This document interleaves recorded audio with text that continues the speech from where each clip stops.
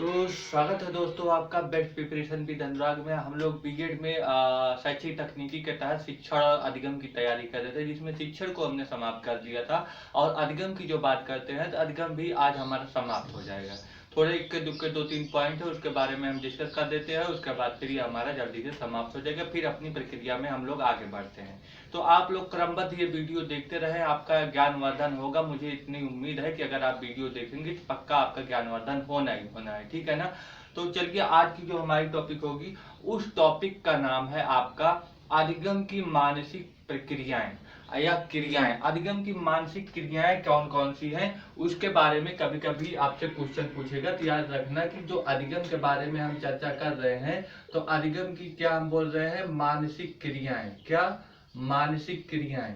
तो जब भी अधिगम की मानसिक क्रियाओं की बात किया जाएगा, अधिगम की मानसिक क्रियाएं क्या है, तो याद रखना अधिगम की मानसिक क्रिया में एक बात याद रखना कि जो अधिगम होता है वो ये मानसिक क्रियाओं का यूज क्यों हो रहा है। इसका यूज इसलिए हो रहा है क्योंकि जो अधिगम प्रक्रिया हो उसमें ये बहुत महत्वपूर्ण भूमिका निभाता है। कौन?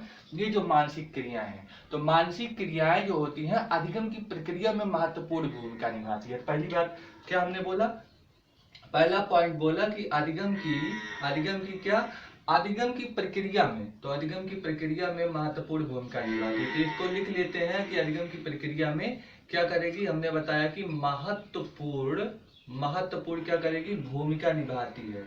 तो महत्वपूर्ण भूमिका निभाती है, ये पहली बात हो गया। तो एक बात है कि जब अधिगम की मानसिक क्रियाओं की बात करेंगे तो हम बोलेंगे अधिगम की मानसिक क्रियाओं का उपयोग क्यों करेंगे। तो हम इसीलिए बताएंगे क्यों करेंगे, इसलिए क्योंकि जो अधिगम की प्रक्रिया होती है उसमें यह महत्वपूर्ण भूमिका निभाती है। कौन? अधिगम की मानसिक क्रियाएं। आई थिंक ये बात क्लियर हो गया होगा। जब ये महत्वपूर्ण भूमिका निभाती है तो हमें क्या होगा, बच्चों को या शिक्षकों को या छात्रों को उसमें क्या होती है, सहायता मिलती है। तो लिख लीजिए, जिसकी वजह से जिससे जिससे क्या होती है, जिससे सहायता मिलती है। जिससे सहायता मिलती है, किसमें सहायता मिलती है, तो लिख लीजिए यहाँ पे ब्रैकेट में अधिगम में। जिसमें सहायता मिलती है, किसमें, अधिगम में सहायता मिलती है। जब इसकी मानसिक क्रियाओं की बात करेगा तो मानसिक क्रियाएं लिखें। कुछ मानसिक क्रियाएं निम्न है, क्या बताएंगे, कुछ मानसिक क्रियाएं निम्न है। तो लिखिए जो मानसिक क्रियाएं हैं। तो पहली मानसिक क्रियाओं की अगर हम बात करेंगे तो वो है आपका मानसिक क्रियाएं जिसे हम बोलते हैं निर्देशन। तो पहला लिखे निर्देशन। निर्देशन है पहली मानसिक क्रिया जिसे हम क्या बोलते हैं, डायरेक्शन। क्या बोलते हैं, डायरेक्शन। तो पहली मानसिक क्रिया है निर्देशन। जब हम निर्देशन दे देते हैं तो फिर हम क्या करते हैं, व्याख्या। व्याख्या यानी कि अब व्याख्या मतलब क्या है, जब आपका कोई शिक्षक, मान लीजिए शिक्षक है, वो निर्देशन दे रहा है, डायरेक्शन दे रहा है, डायरेक्शन देने के लिए वो व्याख्या करेगा ना, इंटरप्रिटेशन करेगा। इंटरप्रिटेशन, व्याख्या का मतलब इंटरप्रिटेशन। तो जब वो इंटरप्रिटेशन करेगा, व्याख्या करेगा, तो उसको पहले अपना क्या करना पड़ेगा, उसको चयन करना पड़ेगा। कुछ चीजों को वो चयन करेगा ना, तो वो पहले क्या करेगा, चयन करेगा। चयन का मतलब क्या होगा, सेलेक्ट कर लेगा। वो पहले कोई चीज क्या करेगा, सेलेक्ट। यहाँ इंटरप्रिटेशन होगा, तो वो चयन करेगा। चयन करने के बाद क्या होगा, जब वो चयन कर लिया तो उसे अपने अंतर्दृष्टि करेगा, मतलब आत्मदृष्टि करेगा, मतलब अपने मन से उसे उस चीज को गहन अध्ययन करेगा। मान लीजिए कोई शिक्षक है, किसी सब्जेक्ट का वो चयन किया पढ़ाने के लिए, तो पहले वो मंथन करेगा ना, तो वही है आत्मदृष्टि करेगा। पहले उसका चयन कर लिया कि हमको ये कक्षा में पढ़ाना है, कक्षा में पढ़ाने के लिए तो पहले उसको खुद पढ़ेगा ना, तो वही है वो चीज क्या बोलेंगे, आत्मदृष्टि। वो पहले क्या करेगा, आत्मदृष्टि करेगा। आत्मदृष्टि का मतलब वो है कि अपने आप में ही वो देखेगा, उसके बारे में सोचेगा, मनन करेगा, चिंतन करेगा। जब आत्मदृष्टि हो जाएगा तो अब क्या हो जाएगा, सृजन हो जाएगा। यानी कि अब उसको क्लियर हो गया है कि हमें जो पढ़ाना है, अब वो चीज पूरा से उसको आ गया। सृजन का मतलब अब वो क्रिएशन करने लगेगा। यहाँ पे क्या हो जाएगा, क्रिएशन हो जाएगा। जब वो सृजन कर लेगा, क्रिएशन कर लेगा, तो अब वो क्या करेगा बच्चों लोग, अब वो बताएगा। यानी कि शिक्षक है या छात्रों को बताएगा कि ये चीज ऐसे होती है, ये चीज ऐसे, जो पढ़ाना है वो कक्षा में, वो चीज वो खुद पढ़ लिया है, आत्मदृष्टि कर लिया और उसका सृजन कर लिया है शिक्षक। अब वो उसको क्या करेगा, पढ़ाएगा। जब शिक्षक क्लास में पढ़ाएगा तो उसकी अब क्या होगी, बहुत जगह उस पर आलोचना होगी कि ये चीज ऐसे नहीं ऐसे। तो यहाँ पे अब आलोचना भी होती है। तो लास्ट हमारा है आलोचना। आलोचना का मतलब होता है अब क्रिटिसिज्म होगा। क्या होगा, क्रिटिसिज्म होगा। तो ये हमारे आपकी मानसिक क्रियाएं हैं। अधिगम के दौरान ये सभी क्रियाएं इंपॉर्टेंट होती है। क्या? निर्देशन, व्याख्या, चयन, आत्मदृष्टि, सृजन और आलोचना। तो मुझे लगता है कि ये इंपॉर्टेंट चीजें हैं, इसको आपके दिमाग में याद रहना चाहिए। और दिमाग में याद रहने का जो हमने अभी तरीका बताया, ये मनोवैज्ञानिक तरीका, इस तरह से अगर आप याद करेंगे तो यकीन मानिए कि आपका ये बेहद बहुत अच्छी तरह से क्लियर हो जाएगा। क्यों? क्योंकि यही चीज जो बताना चाह रहा है वही आपको मैं अच्छी तरह से समझा दिया। तो हमने अधिगम की मानसिक क्रियाओं को क्लियर कर दिया है। अब आगे चलते हैं। अधिगम का ये वाला क्लियर हो गया, अधिगम की मानसिक क्रियाएं। दूसरा जो पॉइंट होगा अधिगम की प्रक्रिया। अधिगम की प्रक्रिया, तो अगला हमारा पॉइंट होगा अधिगम की प्रक्रिया, यानी अधिगम प्रक्रिया यानी कि आपका हो जाएगा टीचिंग प्रोसेस। इसे क्या बोलेंगे हम? Teaching process. तो जब भी अधिगम प्रक्रिया की हम बात करते हैं तो उसमें एक शिक्षक होता है, एक छात्र होता है। शिक्षक और छात्र के मध्य वातावरण से संबंध होता है। तो हम बनाएंगे इसमें क्या होगा, एक जगह हम बनाएंगे शिक्षक होता है, शिक्षक, और दूसरी जगह बनाएंगे हम छात्र होता है। जो ये शिक्षक है और जो ये छात्र है, इसके दोनों के बीच में वातावरणीय संबंध होता है। कौन सा संबंध? वातावरण का संबंध दोनों के बीच में पाया जाता है। तो इसीलिए हम बता दिए कि शिक्षक और छात्र के बीच में कैसा संबंध होता है? वातावरणीय संबंध होता है। लेकिन जब शिक्षक और वातावरण के बीच में कौन सा संबंध पाया जाता है? तो अधिगम संबंध पाया जाता है। तो इसके बीच में कौन सा संबंध पाया जाएगा? अधिगम का संबंध। और छात्र और वातावरण के बीच में कुछ परिस्थितियां उत्पन्न की जाती हैं। तो यहाँ पे परिस्थितियां उत्पन्न की जाती है। तो यहाँ पे जो संबंध होगा परिस्थितियां उत्पन्न करने की वाली होगी। तो परिस्थितियां उत्पन्न होगी, ठीक। तो यहाँ पे परिस्थितियां उत्पन्न कर दी जाएंगी। तो ये बात हो गया। अब इसका क्या मतलब है? इसका ये मतलब है जो शिक्षक और छात्र है, अगर हम इकट्ठा बोले कि इनका क्या मतलब है, तो अगर इकट्ठा बोले इनके मतलब को, तो यहाँ पर जो वातावरण के साथ में परिस्थितियां उत्पन्न करने का मतलब है सीखने से। वातावरण में छात्र के समक्ष जो परिस्थितियां उत्पन्न की जाती है, इसका मतलब है कि छात्र वो सीखे। तो यहाँ पर लिखे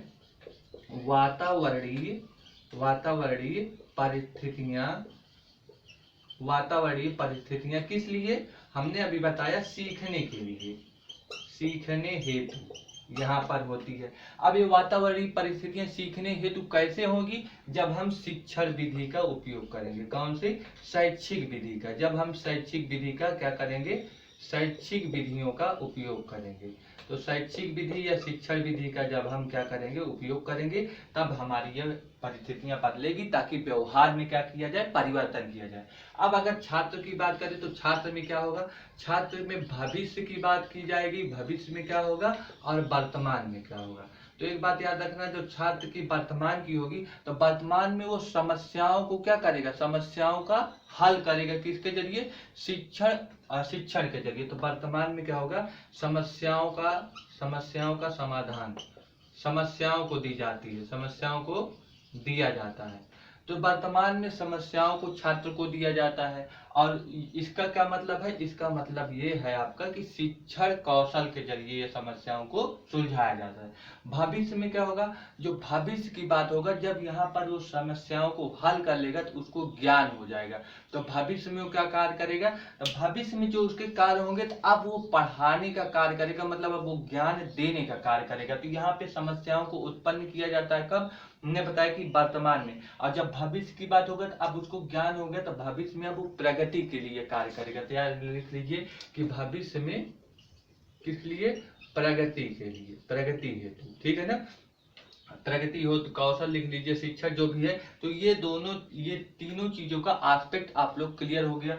जब शिक्षण प्रक्रिया यानी अधिगम प्रक्रिया की बात करेगा, तो किसने बताया? किस विद्वान ने? तो याद रखना कि आपका कुलश्रेष्ठ ने बताया। किसने?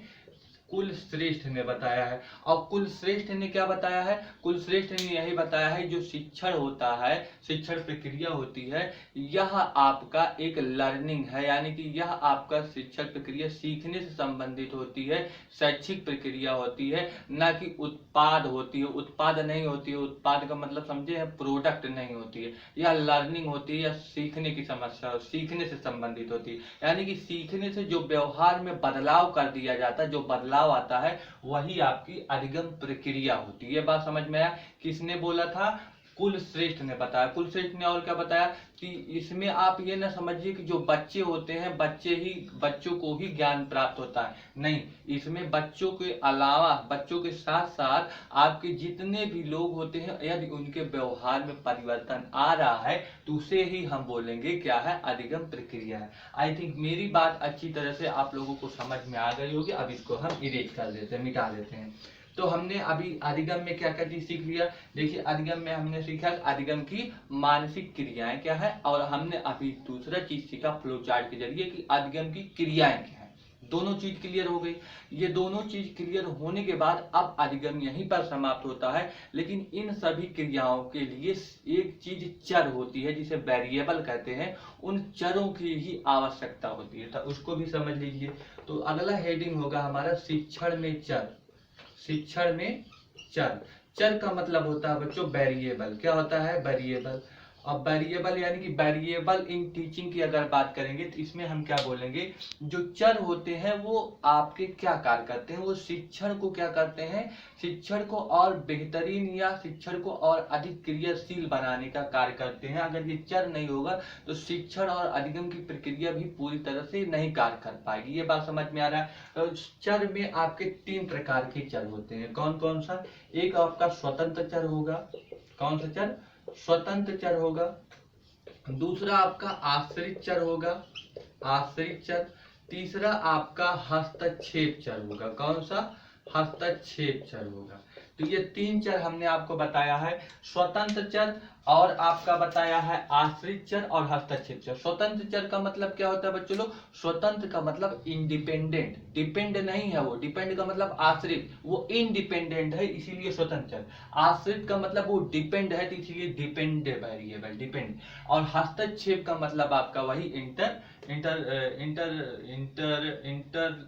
आपका हस्तक्षेप चर को बोलते हैं शायद इंटरप्रिटेशन बोलते हैं, इंटरप्रिटेशन ही शायद बोलते हैं, आप लोग देख लीजिएगा, इंटरप्रिटेशन वेरिएबल, ठीक है ना। तो ये हो गया इंडिपेंडेंट, ये डिपेंडेंट, ये इंटरप्रिटेशन वेरिएबल। आई थिंक ये बात क्लियर हो गया। इसमें जब स्वतंत्र चर की बात करेंगे तो याद रखना स्वतंत्र चर में कार्य कौन करता है, तो यहाँ पे शिक्षक होता है। तो यानी कि आप क्या बोलेंगे, स्वतंत्र चर में शिक्षक स्वतंत्र चर की तरह कार्य करता है। आश्रित चर में क्या बोलेंगे, इसमें छात्र होता है, यानी कि छात्र जो होता है वो आश्रित चर के रूप में कार्य करता है। और हस्तक्षेप में क्या होता है, ऐसी सामग्रियां, यानी कि सामग्री इसमें होती है, कौन सी सामग्री, शिक्षण विधि युक्त सामग्री। कौन कौन सी, आपको हमने बताया कि पाठ्यक्रम को तैयार करने के लिए शिक्षण विधि और युक्ति यहाँ पर आएगी, और अनेक प्रकार की व्यूह रचना का निर्माण किया जाता है हस्तक्षेप चर में, यही चीज इसमें आती है। तो लिख लीजिए, इसमें कुछ चीजें अगर आएंगी तो लिख लीजिए, शिक्षण व्यूह रचना निर्माण, शिक्षण व्यूह रचना, ये चीज। और हमने कहा युक्ति, अनेक प्रकार की युक्तियों का इस्तेमाल होगा, और हमने कहा प्रविधियों का इस्तेमाल होगा, विधियों का इस्तेमाल होगा। तो ये चीज इसमें आएगा। इसमें क्या होगा, इसमें जो होता है छात्र जो होता है अपनी तरह से क्या करता है, बहुत सारी चीजों को इकट्ठा करता है, जिसमें आपको पाठ वस्तु हो जाता है, पाठ वस्तु हो जाता है। तो पाठ वस्तु को क्या करेगा, वो अपना देखेगा, इकट्ठा करेगा। अनेक प्रकार की विभिन्न चीजें होती हैं, विभिन्न प्रकार की चीजें होती हैं, तो विभिन्न चीजें होती हैं, उनको इकट्ठा करेगा। शिक्षक क्या करेगा, ये अधिगम के जरिए या अपने शिक्षण के जरिए क्या करेगा, बच्चों को ज्ञान प्रदान करेगा। तो अधिगम के जरिए ज्ञान प्रदान करने का कार्य करेगा। तो ये लिख लीजिए, अधिगम के जरिए क्या करेगा, ज्ञान प्रदान करने का काम करेगा, ज्ञान प्रदान करने का काम। तो ये बात समझ में आ गया। तो ये शिक्षण में वेरिएबल, कितने वेरिएबल हमने बच्चों बताया, हमने 3 वेरिएबल बताया। कौन कौन सा, एक स्वतंत्र, एक आश्रित, तीसरा हस्तक्षेप। ये क्यों जरूरी होते हैं, शिक्षण और अधिगम के कार्यों को आगे बढ़ाने के लिए ये बहुत जरूरी होते हैं। कौन, ये चर जो वेरिएबल है, ये 3 प्रकार के। तो अगर कभी भी शिक्षण में चर पूछेगा तो ये तीनों को आपको लिखना है। और ये चीज हमने बता दिया कि इसमें शिक्षक इंपॉर्टेंट होता है, उसमें छात्र, और उसमें बहुत सारी शिक्षण सामग्रियां होती हैं, हस्तक्षेप वाले में वो इंपॉर्टेंट होते हैं। अगली जब हम बात करते हैं, इसी में शिक्षण चर बताए हैं, तो शिक्षण चर के कार्य कौन से हैं, अगला हेडिंग डाल लीजिए, शिक्षण चर के कार्य, शिक्षण चर के कार्य। तो ये कभी कभी शिक्षण चर तो पूछ लेगा, 3 प्रकार के होगा, लेकिन जब शिक्षण चर के कार्य क्या है ये जब पूछ लेगा तो इसके 3 कार्य हैं। कौन कौन से, यहाँ भी याद रखना 3 कार्य हैं। एक है निधनात्मक कार्य, निधनात्मक निधनात्मक, दूसरा है उपचारात्मक, क्या है, उपचारात्मक कार्य, और तीसरा है मूल्यांकन कार्य, क्या है, मूल्यांकन। तो मूल्यांकन यानी कि निधनात्मक संबंधी कार्य लिख सकते हैं, निधनात्मक संबंधी कार्य, ये हो गया। उपचारात्मक संबंधी कार्य हो जाएगा, उपचारात्मक संबंधी कार्य हो जाएगा, और मूल्यांकन संबंधी कार्य हो जाएगा। आई थिंक ये बात क्लियर हो गया। जो निधनात्मक है यानी कि डायग्नोस्टिक वर्क होता है, डायग्नोस्टिक वर्क होगा, डायग्नोस्टिक रिलेटेड वर्क हो जाएगा। उपचारात्मक की बात है तो यहाँ पर भी उपचारात्मक इंटरप्रिटेशन और ये इवैल्यूएशन हो जाएगा, ठीक है ना। तो ये हमने क्लियर कर लिया कि ये जब शिक्षाचर में कार्य को पूछेगा तो निधनात्मक, उपचारात्मक और मूल्यांकन। अब थोड़ा सा समझ लीजिए, निधनात्मक में क्या होगा, इसमें शिक्षक होगा, क्या होगा, शिक्षक होगा। तो शिक्षक को लेते हैं यहाँ। शिक्षक जो होता है छात्रों के ऊपर अपना ध्यान देकर उसके समझता है कि इसको कितने लेवल तक ज्ञान है, छात्रों को ज्ञान को मापता है। निधनात्मक में आएगा शिक्षक, वो छात्रों से वार्तालाप करेगा और वार्तालाप करने से ही वो छात्रों के पूर्व ज्ञान को जान जाता है कि कितना इसके पास ज्ञान है या कितना नहीं है, किस हिसाब से इसको पढ़ाना होता है। तो यहाँ पर शिक्षक की यही भूमिका होती है कि छात्रों की अनेक प्रकार की समस्याओं को देखेगा, सुनेगा, अभी पढ़ाएगा नहीं, वो सिर्फ आकर वो देखेगा, हाव भाव देखेगा, कुछ पूछेगा और इसी समस्याओं के जरिए वो पूर्व ज्ञान को जान जाता है, फिर उस चीजों का विश्लेषण करता है। विश्लेषण करने के बाद जब उपचारात्मक कार्य आता है तो इसमें अब वो पढ़ाने का कार्य करेगा। यानी कि उपचारात्मक संबंधी कार्य में शिक्षक क्या करेगा, अब इसमें वो पढ़ाने का कार्य करेगा, और पढ़ाने का कार्य में क्या करेगा, इसमें अनेक प्रकार का क्या बताएगा, शिक्षण से संबंधी अनेक प्रकार की विधियां, प्रविधियां, युक्तियां, इन सभी चीजों का यूज करेगा, यानी कि इन सभी चीजों का प्रयोग करेगा। जब इन सभी चीजों का व्यवस्था कर लेगा, कौन सी शिक्षण के संबंधी युक्तियां, प्रयुक्तियां, इन सभी चीजों का जब व्यवस्था कर लेगा, तो व्यवस्था करने के बाद आपके पृष्ठपोषण संबंधी जो कार्य होंगी, वो संबंधित जितनी भी प्रविधियां होगी पृष्ठपोषण संबंधी, उन सभी प्रविधियों की भी व्यवस्था करेगा। जब यह व्यवस्था कर लेगा, अब इसी निधनात्मक कार्य के जरिए उपचार करेगा। तो यह भी समझ में आ गया होगा। इसमें क्या होगा, इसमें हमने बताया कि जो शिक्षण कौशल होता है, शिक्षण कौशल, या फिर हमने बोला युक्तियां, या फिर हमने बोला प्रविधियां या विधियां, जितने भी ये चीज होती हैं, इनकी क्या करेगा, आपकी रचना करेगा। इनकी क्या करेगा, रचना करेगा, ठीक है ना। यानी कि चयन करेगा। रचना करने का मतलब क्या है, पहले इसका चयन करेगा। जब ये चयन कर लिया, यानी कि चुनाव कर लिया, चाहे आप लोग चयन लिखें चाहे आप लोग चुनाव लिखें, जब इसका चयन कर लिया तो फिर आगे क्या करेगा, तो पृष्ठपोषण प्रविधियां होती है, पृष्ठपोषण संबंधी जो प्रविधियां होती हैं उनकी व्यवस्था करेगा। तो लिख लीजिए यहाँ पे, पृष्ठपोषण प्रविधियों की व्यवस्था, पृष्ठपोषण प्रविधियों की क्या करेगा, व्यवस्था करेगा। जब इसकी व्यवस्था कर लेगा तो इसी निधनात्मक कार्य हमने बताया था, जो निधनात्मक कार्य थे उसी के अनुसार अब ये उपचार करेगा। तो अगला पॉइंट लिख लेना इसी में, निधनात्मक कार्य के जरिए क्या करेगा, उपचार करेगा, उपचार करेगा। जब यहाँ पर हमने बोला कि शिक्षक होता है तो इसमें क्या होगा, इसमें हमने बताया कि शिक्षण की समस्याएं बहुत रहती हैं, उन समस्याओं का विश्लेषण करेगा। तो लिख लीजिए इसमें, शिक्षण समस्याओं का विश्लेषण, शिक्षण समस्याओं का क्या होगा, विश्लेषण करेगा, विश्लेषण। जब विश्लेषण हो जाएगा तो अब क्या करेगा, छात्रों के पूर्व ज्ञान को जानेगा कि छात्र को कितना ज्ञान है। तो यहाँ पे छात्रों के पूर्व ज्ञान को जानेगा, छात्रों के पूर्व ज्ञान को जाना। जब छात्रों को पूर्व ज्ञान को जाना तो बहुत सारे छात्र रहते हैं, एक छात्र तो रहता नहीं, तो विभिन्न व्यक्तित्व के ज्ञान को भी समझेगा। तो विभिन्न प्रकार की व्यक्तित्व को भी समझेगा, विभिन्न व्यक्तित्वता को जानेगा। जब ये जानेगा तब अब क्या करेगा, अब शिक्षण से संबंधी विश्लेषण हो जाएगा। तो लिख लीजिए, शिक्षण विश्लेषण कर लेगा। शिक्षण शिक्षण से संबंधी क्या करेगा, विश्लेषण कर लेगा। तो ये हमने निदानात्मक में बताया, उपचारात्मक। जब यहाँ पर छात्र अब पढ़ा देगा, ये सभी चीजों की व्यवस्था कर लिया, अपने पूरी तरह से युक्ति बना लिया, किस तरह से पढ़ाना है किस तरह से नहीं, अपना पृष्ठ पोषण प्रविधियों को भी पूरी तरह से जुटा लिया है, अपने दिमाग में क्लियर कर लिया। अब यहाँ पे पढ़ाने के बाद अब उसका मूल्यांकन करेगा, क्या कि जो हमने पढ़ाया है क्या वास्तव में छात्र को समझ में आया है कि नहीं आया है। तो मूल्यांकन संबंधी कार्य में क्या हो जाएगा, यहाँ पे आपका मानदंड प्रणाली तैयार करेगा। क्या करेगा, मानदंड परीक्षा, यहाँ पे मानदंड परीक्षा की रचना करेगा। क्या करेगा, रचना करेगा, मानदंड परीक्षा की रचना करेगा। जब मानदंड परीक्षा की रचना कर लिया तो इसका मतलब क्या है, अब उस छात्रों के व्यवहार में जो बदलाव आया है उस बदलाव को क्या करेगा, उसका मूल्यांकन करेगा। बदलाव कैसे आएगा, जो यहाँ पे पढ़ा दिया है, पढ़ाने से क्या छात्र को समझ में आया है कि नहीं आया है। यदि छात्र के समझ में आया है तो यानी कि उसके सीखने के व्यवहार में परिवर्तन हुआ छात्र के। अगर परिवर्तन हुआ है तो अब उसी का मूल्यांकन करेगा। लिख लीजिए, छात्र व्यवहार में, छात्र व्यवहार संबंधी क्या करेगा, हमने अभी बताया मूल्यांकन करेगा, मूल्यांकन करेगा। तो आई थिंक ये बात समझ में आ गई। शिक्षण के चर की जब बात होगी तो शिक्षण के चर में 3 प्रकार के, निदानात्मक, उपचारात्मक, मूल्यांकन। निदानात्मक में पहले पूरी तरह शिक्षक समझेगा छात्र के बारे में, उपचारात्मक में सभी चीजों की व्यवस्था करेगा और फिर पढ़ाने की पढ़ा देगा, और पढ़ाने के बाद फिर लास्ट में मूल्यांकन संबंधी जो कार्य आएगा तो वहां पे अपना मूल्यांकन करेगा कि छात्रों के व्यवहार में परिवर्तन हुआ है कि नहीं जो हमने पढ़ाया है। तो ये सभी चीजें शिक्षण चर के कार्य में आ जाएंगे।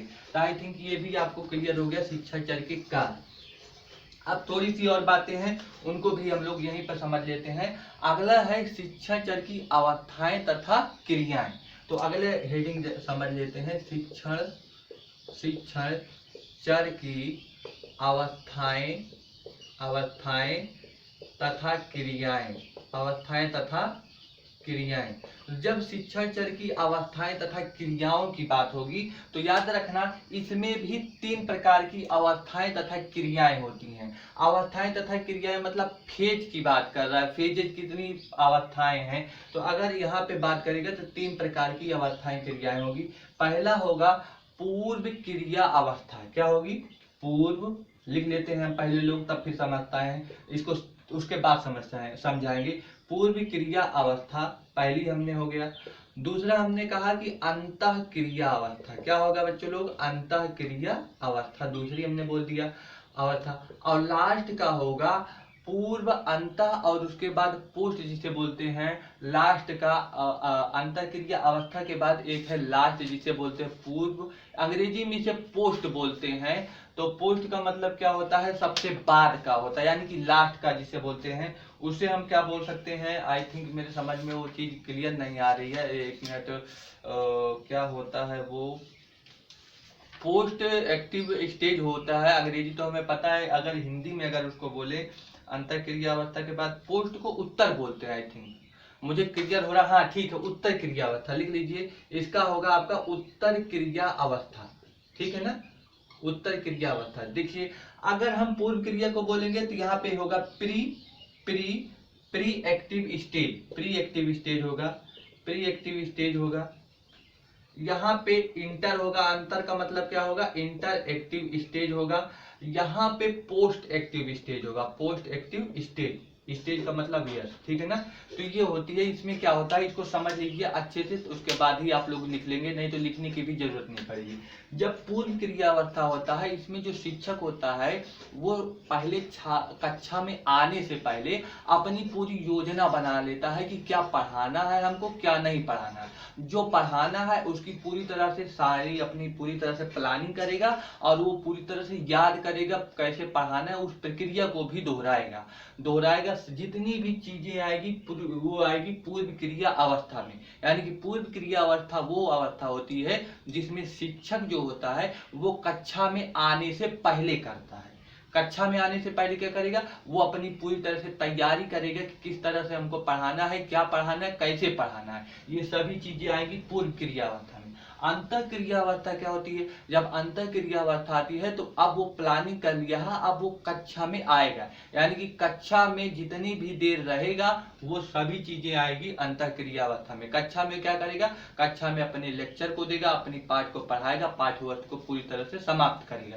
तो वहां पे बोलेंगे पूर्व अंतःक्रिया अवस्था में, अंतःक्रिया अवस्था के दौरान शिक्षक छात्रों को अपना क्या होता है, शिक्षण कार्य करवाता है और पूरी तरह से उसमें अपनी प्लानिंग के अनुसार जो भी आप पूर्व क्रिया अवस्था में करके आया है वो अंतःक्रिया अवस्था में क्या कर देगा, पूरी तरह से उसे दे देगा, ठीक है ना, यानी कि पढ़ा देगा। उत्तर क्रिया अवस्था में क्या होता है? उत्तर क्रिया अवस्था में होता है जब यहाँ पे अंतर क्रिया अवस्था में छात्र को पढ़ा दिया शिक्षक ने, अब उसी का मूल्यांकन किया जाएगा। उत्तर क्रिया अवस्था में क्या होता है? अब उसके व्यवहार परिवर्तन को चेक किया जाता है, किसके? छात्र को, कि जो शिक्षक ने पढ़ाया है क्या छात्र के व्यवहार में परिवर्तन हुआ है कि नहीं, और उस परिवर्तन को चेक करने के लिए आपको उत्तर क्रिया अवस्था के तहत मूल्यांकन किया जाता है। यानी कि मूल्यांकन की अवस्था किसमें आएगी? उत्तर क्रिया अवस्था में। तो जब भी आपके शिक्षण की क्रियाएं और अवस्थाएं पूछेगी तो पूर्व क्रिया अवस्था, अंतर क्रिया अवस्था, उत्तर क्रिया अवस्था, pre active stage, inter active stage and post active stage की ही बात किया जाएगा। आई थिंक ये बातें आप लोगों को क्लियर हो गई होगी। हमने क्या बताया शुरुआत में? अभी देखिए, हमने शिक्षण की मानसिक क्रियाओं को बताया, वो अधिगम की मानसिक क्रियाओं को बताया, फिर हमने अधिगम प्रक्रिया को बताया, फिर हमने शिक्षण के चर को बताया, फिर शिक्षण चर के कार्य को बताया, और फिर हम शिक्षण चर के अवस्थाएं तथा क्रियाओं को बताया। आई थिंक इतनी सारी चीजें यहाँ पे 5-6 चीजों की इकट्ठा डिस्कशन कर दिए हैं। आप लोग इस वीडियो को देखें, इकट्ठा ही आप लोगों को पूरी तरह से समझ में आ जाएगा। तो कैसा लगा आप लोगों को वीडियो? यदि इस वीडियो को अच्छा लगा हो तो शेयर और सब्सक्राइब जरूर करें। मिलते हैं फिर अगले दिन किसी एक अच्छे वीडियो के साथ, तब तक के लिए आप लोग पढ़ते रहिए, ठीक है, बाय बाय। और कमेंट जरूर करना, सब्सक्राइब जरूर कर दिया करना, ठीक है।